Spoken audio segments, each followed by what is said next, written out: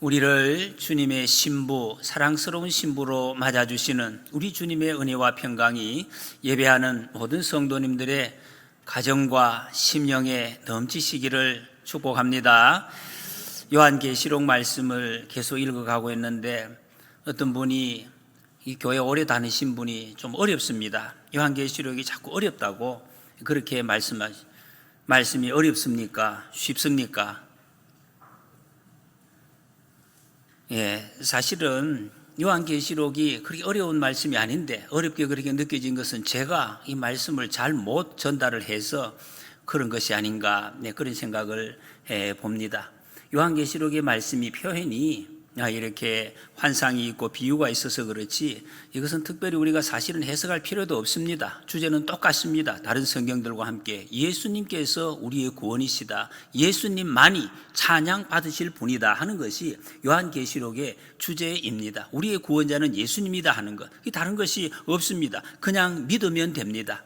어떤 분들은 믿으라 그러니까 무조건 믿으라 하느냐 이렇게 말씀하시는, 사실은 믿는 것은 무조건 믿는 것입니다. 우리가 무슨 계산을 해가지고 이해가 돼서 믿는 그것은 믿음이 아니죠. 믿음이 아닙니다. 믿음은 믿어지는 것입니다. 주님께서 내게 믿게 해주시니 아무리 복잡한 하나님의 말씀도 하나님의 능력으로 가능한 것이 믿고 그 믿음으로 우리는 오늘을 이기며 살아가는 것, 이게 믿음의 사람들, 하나님의 백성들의 정상적인 삶의 모습입니다. 우리 하나님은 예수님을 구주로 영접한 사람을 그리스도의 신부로 인정해 주십니다. 어린 양의 혼인잔치로 초청을 하시겠다, 오늘 그렇게 말씀하십니다. 얼마나 쉬운 말씀입니까? 예수님과 우리가 신랑과 신부가 되어서 잔치, 혼인잔치를 하는데 그 자리에 우리를 어떻게 신부로서 신부의 자격으로 초청장을 우리 각자에게 주셨다 하는 것입니다. 이것이 주제이고 이것이 핵심입니다. 우리는 그리스도의 신부다. 여러분, 신부, 요걸 여러분 잘 생각을 하셔야 됩니다. 여기 계신 분들이, 많은 분들이 내 결혼한 지가 너무 오래돼가지고 내가 신부가 된 그런 기분이 다 사라져 버렸대. 이제 배우자가 안 계신 분도 계시고, 이제 내가 무슨 옛날에 기억도 안 난다, 아마 그런 분이 계실 수가 있습니다. 그러나 우리가 예수님을 믿는다면 이 시간에 다시 내가, 여러분들이 신부가 되었던 분들은 그 결혼하기 직전에, 신부가 되어서 그 신랑을 만나기 직전에 그 어떤 마음인지 한번 이거를 회복해내야 돼요. 그 기분. 그러라고 지금 성경이 이 비유를 들고 있습니다. 그때 내 마음이 어땠는지. 어땠습니까, 여러분? 신부가 신랑을 기다리는 결혼식 직전에 그 신부의 마음이 어떻겠습니까? 기쁘고 설레이겠습니까? 두렵고 초조하겠습니까? 정상적이라면 너무 기쁠 것이, 이 기쁜 것이 그냥 나 기뻐해야지 이것이 아니죠. 그냥 속에서 터져 나오는 것이. 제가 시골에서 자랄 때 어린 시절에 제일 처음 신부를 본 적이 있습니다. 잘 모르다가 초등학교 때 제일 가까운 사촌 형님이 결혼하는데 그 형수 되시는 분이 옆에 동네에서 왔는데, 그 처음에 신부는 가까이서 처음 봤습니다. 그런데 제가 아직도 기억이 너무나 생생합니다. 그 신부의 모습이 그 추운 겨울에 그 빨래터에서 빨래를 하는데 너무 이렇게 사람들이, 제가 옆에서 봐도 지금 저 사람이 제 스타일은 아니야. 그런데 너무 예쁘게 보여요. 예쁘고 왜 너무 기쁘다, 너무 기뻤어. 이게 그 추운데도 일을 하는데 너무 기뻐서 뭔가 감당을 못하니, 이 신부가 저렇게 좋은 거구나. 너무 기뻐. 그 신부지요, 여러분. 이걸 무슨 표현하려고 해서 나오는 것이 아니라, 그래요. 말할 수 없는 기쁨이 터져 나오는, 이게 이제 신부의 본래의 모습이죠. 그 신부라면 이런 이제 모습으로 신랑을 맞이할 수밖에 없는, 주님 우리를 신부라고 말씀하고 있습니다. 우리 그리스도인들이 너희 신부다, 그리스도의 신부니까 결혼식 할 날을 기다리는 그런 자세로 몇 년 동안 이 세상에 사는 100년 아니면 7, 80년 요렇게 살다가 주님의 신부 그 혼인 예식에 곧 동참하게 될 것이다, 그거 말씀하고 있습니다. 어렵습니까? 쉽습니다. 이걸 지금 우리에게 주시는 말씀입니다. 그래서 우리는 지금 이 세상에 살면서 곧 주님의 그 혼인잔치에 참여할 사람, 거기에서 웨딩 마치가 올려질 것을 기대하면서 오늘 사람을 만나고 돈을 벌고 일을 하고 사명을 감당하면서 살아갈 것을 말씀하고 있습니다. 이것이 지혜로운 삶, 복된 삶, 행복한 우리 인생을 가는 비결인 것을 알려주고 있습니다. 오늘 본문 말씀 1절에서 10절의 제목이 구원의 노래입니다. 구원받은 자의 노래. 이것은 여러분 바로 지난 시간까지 우리가 말씀 읽은 대로 18장까지 6장에서 18장까지 나온 큰 성 바벨론, 음녀 바벨론, 멸망, 무시무시한 심판에 대한 말씀이 있었습니다. 세상이 심판을 받는데 바로 이어서 사실은 이 성경의 기록이 이어서 있는 것이 동시에 일어나는 것입니다. 심판이 있으니까 구원이 있는 것입니다. 심판이 없으면 구원 없는 것이죠. 심판과 구원이 동시에 일어나는 이 심판을 바라보고 구원을 보면서 우리가 할 일은 하나님을 찬송하는 거예요. 하나님께 영광을 돌리는 것입니다. 지난 시간 말씀드렸습니다. 망해가는 사람 그 곳이다, 그런 것이 아니에요. 하나님의 영광, 하나님의 심판이 의로우시도다. 그래서 하나님을 찬송하는 것입니다. 구원이 심판과 재앙에 대한 대답이기 때문입니다. 성경의 가장 중요한 여러분 주제가 바로 구원입니다. 우리는 구원받은 자, 구원받을 사람이기 때문에 하나님께 감사하고 하나님을 찬송하는 줄 믿습니다. 여러분, 우리에게 구원이 있습니다. 건져주시는 구원, 채워주시는 구원, 이 구원이 있기 때문에 지금 이 시간 우리가 어떤 삶의 형편에 있어도 담대하게 이겨낼 수 있는 지혜와 힘이 우리에게 있는 것입니다. 할렐루야. 19장의 시작은 할렐루야로 시작하고 있습니다. 1절에 보면 이 일 후에 내가 들으니 하늘에 허다한 무리의 큰 음성 같은 것이 있어 이르되 할렐루야, 구원과 영광과 능력이 우리 하나님께 있도다. 여러분, 이 말씀이 얼마나 위대한 말씀이고 엄청난 말씀인지 알 수가 없습니다. 할렐루야. 여러분, 할렐루야라는 이 단어가 성경이 어디에 나오는지 아십니까? 오늘 여기도 나왔는데 성경에 딱 두 군데 나옵니다. 시편과 요한계시록 딱 두 군데 나온. 그런데 신약에서는 다른 데도 안 나오고 이 요한계시록 19장에만 나옵니다. 딱 4번 나오는 단어가 바로 할렐루야입니다. 그런데 우리는 매일매일 지금 할렐루야 하고 있습니다. 인사할 때도 할렐루야 하고, 이게 조금 오해되는 경향이 있는 것 같습니다. 이 땅 위에서는 성경에는 안 나와요. 성경의 그 많은 기록 가운데서도 할렐루야가 나오지 않는 것은 할렐루야가 나오지 없는 상황에서 살아가기 때문에.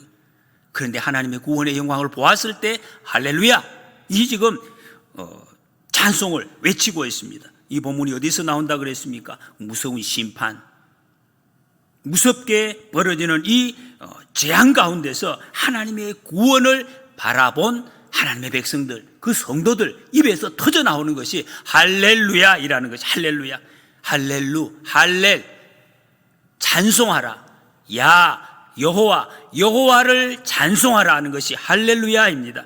제일 처음 성경에 할렐루야가 나온 것이 시편 104편 35절입니다. 그 내용이 죄인을 심판하시는 하나님, 그것을 말씀하면서 할렐루야라고 말씀. 그리고 시편 105편 45절에 출애굽 사건을 이야기를 합니다.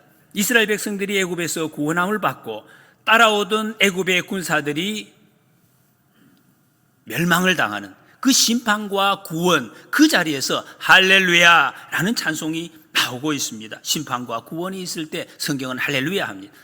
여러분, 우리가 교회 오래 신앙생활을 하신 분들이 조금 어디 가서 무슨 합격을 한다든지 아파트가 당첨된다든지 그러면 할렐루야 이런 표현을 하는데 사실은 그것은 아닙니다. 그게 우리가 무슨 좀 더 얻었다고 맛있다고 할렐루야, 그런 대적용되는 할렐루야는 아니에요. 하나님의 심판, 하나님의 구원이 확실하고 온전하게 이루어졌을 때 할렐루야 하는 것입니다. 오늘 본문의 사람들이 할렐루야를 외친 이유가 이렇습니다. 구원과 영광과 능력이 우리 하나님께 있기 때문이다 그랬습니다. 하나님, 이걸 확인을 했어요. 구원이 하나님께 계시는, 영광이 하나님께 계시는, 능력이 하나님께 계시는구나, 이것을 알고 할렐루야 할렐루야 찬송을 하는 것입니다. 이런 사람들은 그 이전에 짐승의 표를 받지 않고 이 땅에 살 때 그 모든 고난과 박해를 믿음으로 이겨낸 그런 사람들입니다. 이겨낸 사람들. 이 사람들이 엄청난 감격으로 할렐루야를 외치고 있습니다. 이 감격을 어떻게 어디에다가 비유를 하겠습니까? 여기 계신 많은 분들이 2002년도 우리 월드컵 기억하십니까? 온 나라가 정말 떠들썩했습니다. 저도 뭐 응원 많이 했습니다. 제가 원래 그 응원 잘 안 하는데 그때는 저도 막 대한민국, 그때 제가 했던 교회에서 큰 식당에 교인들이 다 모여가지고 응원을 한 적이 있습니다. 그때 하는데 어이구, 그때 우리 응원을 중단시켰어요. 이 중간에. 왜? 건물이 무너질까 싶어서. 정말입니다. 정말. 그게 8층에 있었는데 너무 많은 사람들이 다리를 굴르면서 대미고 하니까 정말 막 건물이 흔들흔들 하네요. 그래서 그때 목사님 하지 마라. 살살 하라고. 너무나 흥분하니까 이렇게.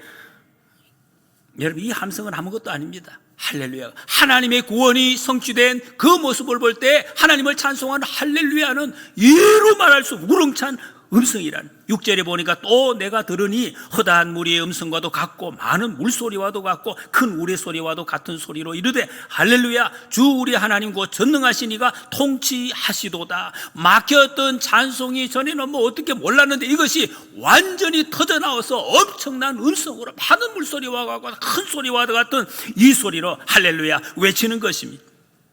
이게 첫 번째 할렐루야 찬송입니다. 주 우리 하나님 곧 전능하신 이가 통치하시도다. 이거 어디서 좀 들어본 그런 가사 아닙니까?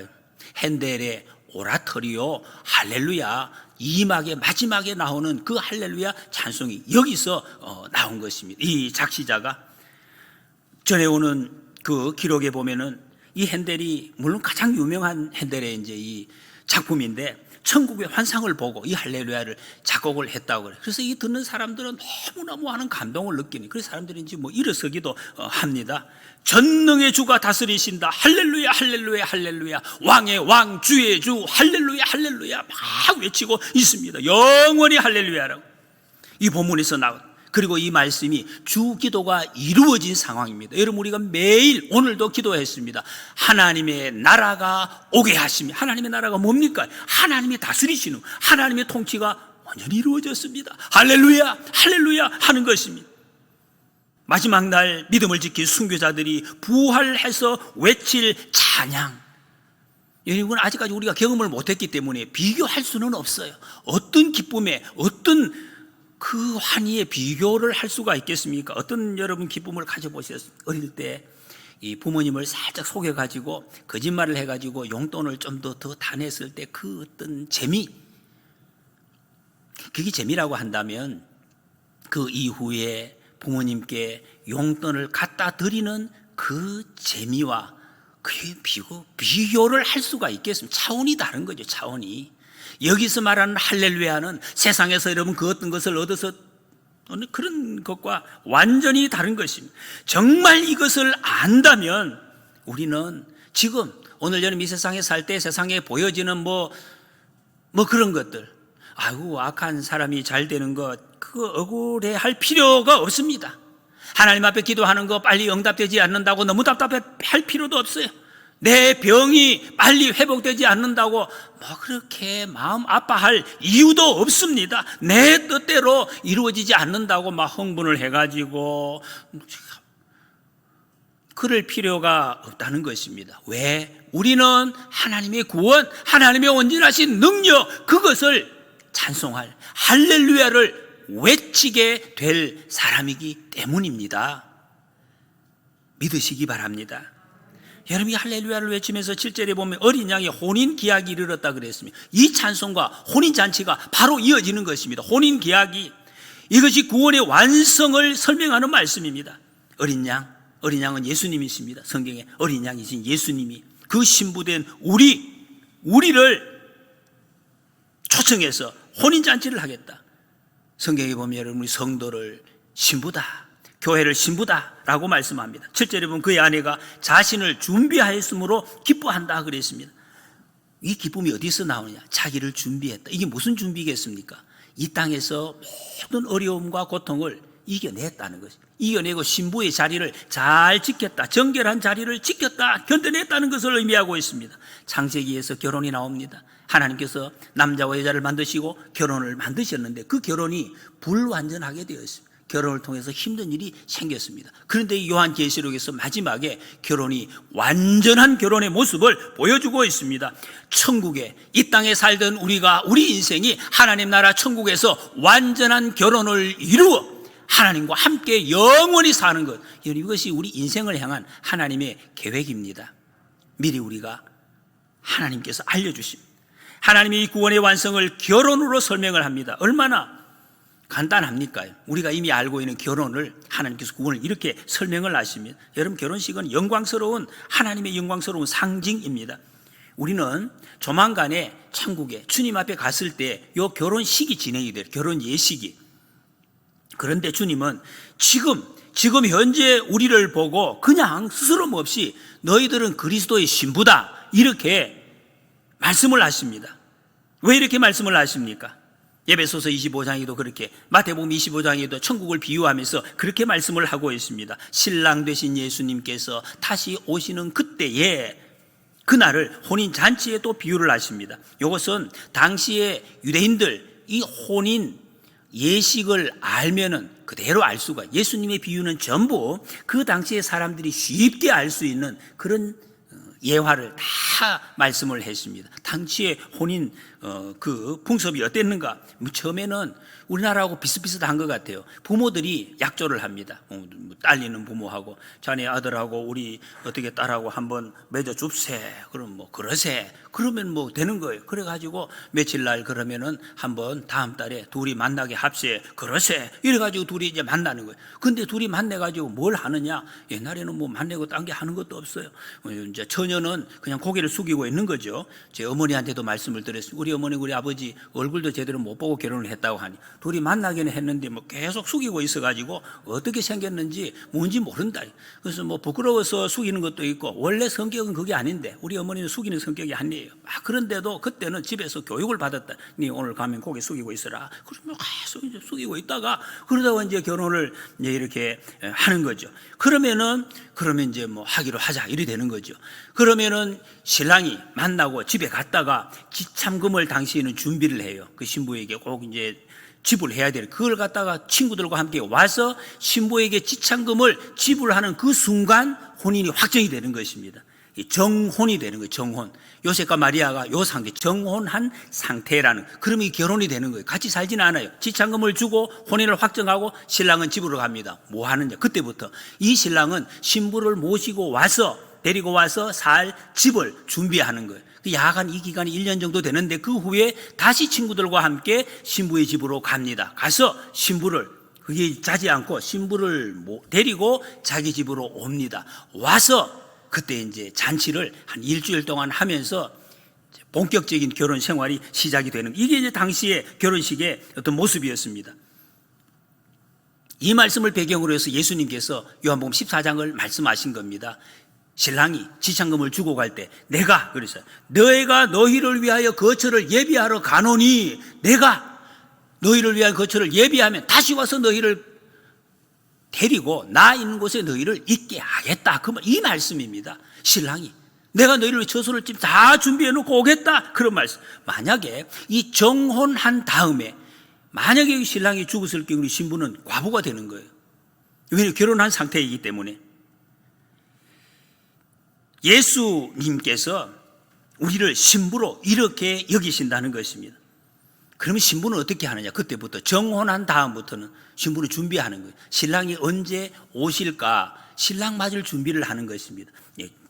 몸도 뭐 이렇게 운동도 하고, 몸도 중요하잖아요. 몸 운동하고 피부 마사지도 하고 예쁘게 준비해서 언제든지 신랑을 만나도 부끄럽지 않도록 준비를 하는 것입니다. 약 한 1년 정도 되는데, 근데 정확한 날짜는 몰라요. 뭐 봄쯤 올게요 하고 갔는데 이게 어느 날짜인지 전화도 없고 모르죠. 그러니까 이게 조금 따뜻무리해지고 되면은 이 봄이 오는구나, 신랑이 곧 오실 수 있겠구나, 더 생생하게 느끼는 거죠. 그래서 더 많이 이제 준비를 할 것입니다. 늘 준비를 한다니. 그런데 신랑과 친구들이 언제 오느냐? 성경에 보면 전부, 우리의 찬송에도 그렇게 밤에 오는, 밤에. 왜 밤에 오는가? 이것은 당시에 신랑과 친구들이 좀 더 이 사건을 극적으로 만들기 위해서 낮에 가지 않고 밤에 이렇게 딱 오는 이런 풍습이 있었습니다. 마태복음 25장 6절에는 밤중에 소리가 나되 보라 신랑이로다 맞으러 나오라. 이 소리가 들리면은 신부와 친구들이 벌써 준비를 하고 있었기 때문에 모두가 나와서 신랑을 맞이한다, 그런 말입니다. 우리에게도 똑같은 일이 있을 것입니다. 어느 날 갑자기 주님이 그 대충 지금 시기는 알려주셨어요. 몇 월 며칠 이건 없어요. 전쟁의 소문이 들리고 처처의 기근이 소문이 들리고 지진이 지금 비스무리한 때가 가까이 왔습니다. 주님이 그때 오셔서 신랑이다 맞으러 나오라. 저 하늘에서 나팔 소리가 들릴 때에 그때 우리는 주님 할렐루야 주님을 맞이할 수 있도록 준비하라는 것입니다. 그래서 마태복음 25장 13절에 그런즉 깨어있으라 너희는 그날과 그때를 알지 못하느니라 말씀했습니다.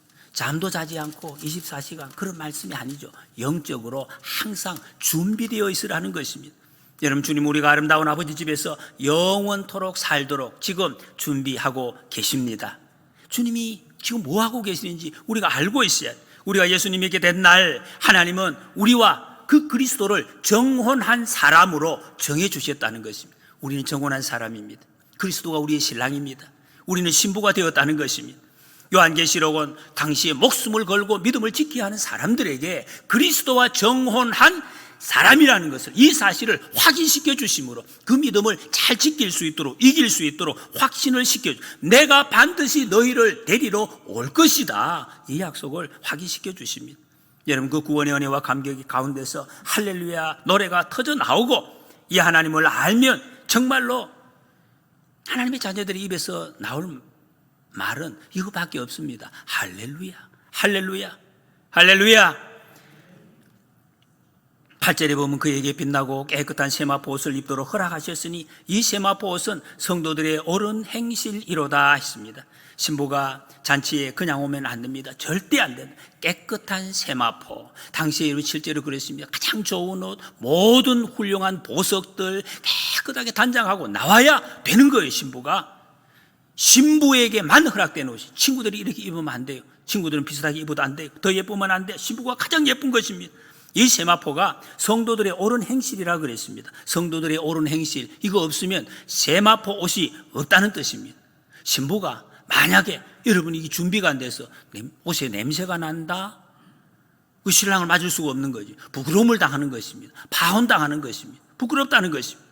이 옷은 예수 그리스도의 옷입니다. 로마서 13장 14절에 오직 주 예수 그리스도로 옷 입고 정욕을 위하여 육신의 일을 도모하지 말라 그랬습니다. 여러분, 우리는 신부의 행실을 준비해야 하는 사람. 신랑 오실 날이 가까이 왔어요. 짐작이 됩니다, 충분히. 그런데 마음 놓고 뭐 오시면 내가 준비하면 되지, 좀 지각하면 어때? 신랑은 나를 이해해 주겠지. 그러면서 입 벌리고 자고 있고 머리카락이 산발이 되고 옷에만 냄새가 나고 이렇게 있으면 어떻게 이게 신랑을 맞이할 수가 있느냐 하는 것입니다. 정신을 차리고 깨어 있어야 된다. 옳은 행실이라고 하니까 자꾸 우리는 행동, 우리의 어떤 행실이 우리의 구원에 영향을 미치는가, 이런 자꾸 이미지로 어떻게 그러냐, 믿음을 이런 이야기야. 그런 게 아닙니다. 여러분, 우리는 구원은 믿음으로 구원을 받습니다. 행실이 어떤 의에 영향을 미친다는 그런 말이 아닙니다. 여러분, 하나님 믿음으로 하나님의 자녀가 된 사람은 하나님의 그 은혜를 정말로 깨달은 사람, 행위가 어떻겠습니까? 당연히 열매가 나타날 수밖에 없다는 것입니다. 그러나 그 행위가 완전하지 않아요. 계속 실수할 수가 있습니다. 그러나 그것은 우리 주님께서 예수 그리스도 안에서 말씀으로 우리를 다시 회복시켜 주십니다. 예수님 만나면 변해갑니다. 예수님 만나도 안 변한다, 그런 말을 하면 안 돼요. 변해갑니다. 주님이 변화시켜 주십니다. 그것이 믿음이라는 것입니다. 옳은 행실, 세마포, 이것의 초점은 행실을 어떻게 하느냐 그런 것이 아니라 바른 관계에 들어간다는, 주님이 이것을 관계. 여러분, 신랑과 신부가 뭐가 중요합니까? 보석을 뭐 가져왔느냐, 열쇠, 벌써 그 자세가 안 나오잖아요, 여러분, 이게. 예? 이 열쇠 가지고 그거 따지면 그 위에 어떻게 많이 깨지지 않죠? 참 안타까운 거예요. 그게 아니고 마음이 준비됐느냐? 그거 아닙니까, 여러분? 그것이. 관계에 들어가는 것입니다. 친밀한 관계. 당자가 아버지 재산 다 가지고 집 나갔는데 그 아버지 앞에 돌아올 때 미안하잖아요. 아버지 앞에 이거 뭐 아버지한테 섭섭하지 않게 내가 좀 뭐 그래도 들고 가야지. 선물이나 금덩어리라도 아니면 뭐 이런 거 하나 들고 그래야 아버지가 좀 이해해 주시겠지. 그러면서 돈도 없는데 빚을 내 가지고 아버지에게 만약에 뭘 가지고 왔다. 아버지 뭐 이 정도면 뭐 섭섭하지 않죠? 제가 좀 받아주세요. 여러분의 아버지 같으면 아이고 야 그 들고 왔구나. 예? 우리 네 참 아들답다야. 내가 받아줄게. 그럴 분 계십니까? 다시 쫓아내야지. 아버지의 마음을 모르는 거죠. 그런 게 필요한 게 아니잖아요. 그게 원하는 게 아니잖아요. 아버지의 마음을 알고 아버지를 순종하고 아버지를 믿고 아버지에게 순종하는 그 마음을 아버지는 통원한 그 관계 회복, 이것이 중요한 것입니다. 사랑하는 마음. 여러분, 그렇다고 어떤 사람은 예수님이 뭐 죄를 다 접어주시는데 죄에 너무 신경 쓰지 마. 또 그런 분도 계세요. 그것은 아니죠, 여러분. 아닌 거 아시죠? 느낌이 이게 아니잖아요. 다 덮어주시는데 신경 쓰지 마. 그거 아니고 여러분, 예수 그리스도로 옷 입은 사람, 예수 그리스도로 옷 입은 사람은 죄인의 길 가지 않습니다. 악인의 꾀 따라가지 않습니다. 오만한 자의 자리에 앉지 않는 거죠. 그런 삶을 살아가는 것입니다. 그리 할 수 있도록 예수님께 기도하면 주님이 그 힘을 주신다는 것이. 그리고 그 말씀을 묵상하니 주야로 묵상. 묵상이 뭡니까? 중얼중얼 하는 것이. 여호와는 나의 목자시니 내게 부족함이 없으리로다. 이걸 중얼중얼 하는 것입니다. 듣고 마는 것이 아니라. 우리는 혼인잔치에 초청받은 신부입니다. 그리고 신랑이신 예수님 기다리는 그 신부의 영성, 그럼 어떻게 사느냐? 이 성경에 이것을 사랑과 충성, 사랑과 충성. 9절 말씀에 천사가 내게 말하기를 기록하라. 어린 양의 혼인잔치에 청함을 받은 자들은 복이 있도다. 그래서 복이 있도다. 이보다 더 큰 복은 없다는 것입니다. 왜 복이 있습니까? 하늘 보좌에 앉아 계신 예수님 기다리는 삶을 살고 있기 때문에. 여러분, 예수님을 안 기다리고 지금 오늘을 산다. 그럼 어떤 삶을 사시겠습니까? 기다리는 분이 없는데, 죽음의 끝인데 무시무시합니다. 주님을 맞이할 신부, 그 마음이 어떤 마음이겠습니까? 설레는 마음, 신부의 마음이니까 설레는 마음, 어쩌나. 여러분, 이 신부의 마음입니다. 기대되는 마음, 예수님이 기다리고 계신다고 약속하셨기 때문에 확신, 예수님이 나를 지금 기다리고 손꼽아 기다리고 계십니다. 여러분, 이런 인생의 중심에는 다 신랑밖에 없습니다. 모든 시간을 거기에 맞추는 거죠. 모든 시간을. 우리의 모든 만남과 우리의 모든 약속과 우리의 모든 걸어가는 모든 것을 거기에 맞추고 내 삶을 행하는 것입니다. 이 믿음의 길이고 복된 길이고 승리의 길이고 생명의 길인 줄 믿습니다. 그래서 우리는 정결하게 이 신부의 삶을 지켜내야 돼요. 그러면 주님과의 관계 속으로 들어가는 것입니다. 주님은 우리가 이런 마음을 가지고 살아가시는 것을 바라십니다. 사랑과 충성. 사랑이 뭡니까? 주님을 향한 진실한 사랑. 주님이 나를 보호해 주시고 나를 안아주시고 책임져 주신다는 그 사랑 안에 그 하는 것, 그모를 사모하는 것, 사모하는 마음으로 주님을 기다리는. 충성이 뭡니까? 마음을 한 곳에 집중하는. 사방에 여러 곳에 너무 복잡하게 여러분 신경을 그렇게 쓰지 마시기 바랍니다. 여기도 보고 저기도 갔다가 이게 찬송을 될 수가 없어요, 여러분. 세상에 너무 복잡하게 여기저기 기웃거리지 마시기 바랍니다. 예수님만 바라보시기 바랍니다. 이게 오늘 말씀에 무슨 다른 복잡한 주제가 있습니까? 예수님만 바라보고 한순간이라도 예수님 바라보지 않으면 그저 넘어지는 거예요. 쓰러지는 거예요. 경험하고 계시잖아요, 여러분. 예수님 바라보지 않기 때문에 여기 걸리고 어디에 걸립니까, 여러분? 어디에? 누가 겁니까, 여러분? 러시아 사람들이 여러분을 침공하셨습니까? 우크라이나가 여러분을 괴롭게 아니에요. 내 옆에 가장 가까이 있는 사람, 사탄은 내 옆에 있는 내 가장 가까이 있는 환경을 통해서 수시로 찌르고 공격을 하고 나를 넘어뜨리고. 왜? 하나님 찬송 못하게, 신부로 살지 못하도록 하려고 계속 넘어뜨려. 그거 어떻게 해요, 여러분? 예수님 바라보시고 예수님만 바라보는 거예요. 이 길이 우리가 승리의 길인 것을 그거 말씀하고 잊지 말라는 것입니다. 주님을 향해. 여러분, 예수님 믿는 것이 우리 인생의 최고의 복입니다. 이게 믿어져야 돼. 이걸 하셔야 된다. 예수님이 최고의 복이야. 그러면 여러분, 세상에 나보다 더 부잣집 사는 사람 그걸 가지고 어이구 나는 왜 그럴 필요 없습니다. 그걸 뭘 그렇게 몇 년 동안 그거 가지고 살 것이라고. 더 무슨 배웠다고 배운 거 얼마나 갑니까, 여러분? 그거 가지고 명예 좀 얻었다 무슨 대통령 되고, 외국 여행 갔다고. 저는 미국도 못 가봤어요. 거기 더 괜찮습니다, 여러분. 괜찮습니다.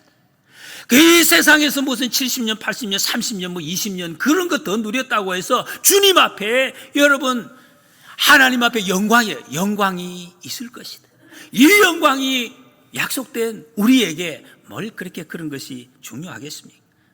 이 세상에 수십 년 동안 그렇게 살다가 그 영광에 이르지 못하는 사람이 비참한 거죠. 불쌍한 것입니다.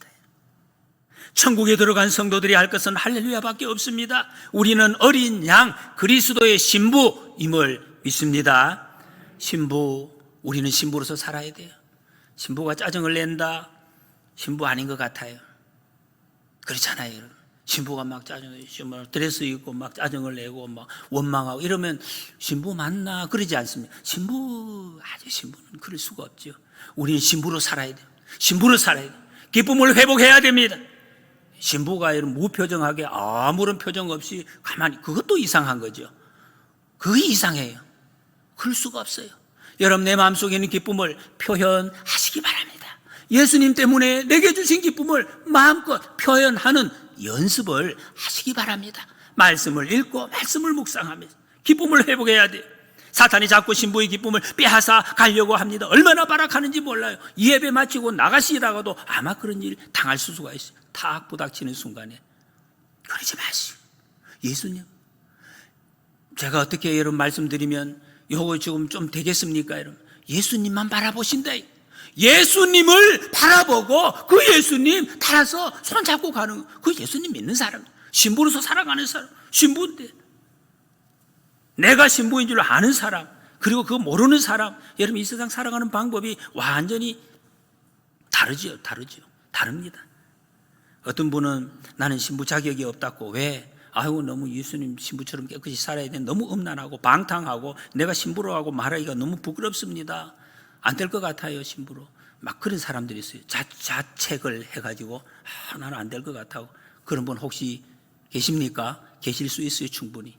그러나 주님은 여러분 호세아서에서 그렇게 말씀하십니다. 호세아에게 일부러 음탕한 여인 고멜과 결혼을 하고 그 결혼을 했는데 또 다른 남자에게 갔어요. 돈을 가지고 찾아가서 또 사가지고 오고, 또 갔어요. 또 사가지고 오고. 그거 보여주라. 왜? 하나님이 그렇게 하신다는. 우리가 이런 믿음으로 살다가 넘어지고 더러워지고, 그래도 하나님이 계속해서 또 회복시켜 주시고 하나님의 신부로 만들어 가시겠다는 하나님의 약속입니다. 에베소서 5장 26절 27절에 이는 곧 물로 씻어 말씀으로 깨끗하게 하사 거룩하게 하시고 자기 앞에 영광스러운 교회로 세우사 티나 주름 잡힌 것이나 이런 것들이 없이 거룩하고 흠이 없게 하려 하심이라. 그 교회를 세워주셨다고 말씀하십니다. 여러분, 주님께서 우리를 빚어 가시는 줄 믿습니다. 이런 것을 통해서 말씀을 읽고 듣고 묵상하고 새벽 기도회를 통해서 감사일기 쓰기를 통해서 믿음생활 카드 점검, 이런 방법을 통해서 이 땅 위에서 신부 수업을 잘 해나가시기를 바랍니다. 그래서 이 땅에서 당당하게 세상의 유혹 이겨내시고 끝까지 믿음을 잘 지켜서 주님의 혼인 잔치 자리에 마음껏 할렐루야 찬송하시는 저와 여러분들이 되시기를 축복합니다.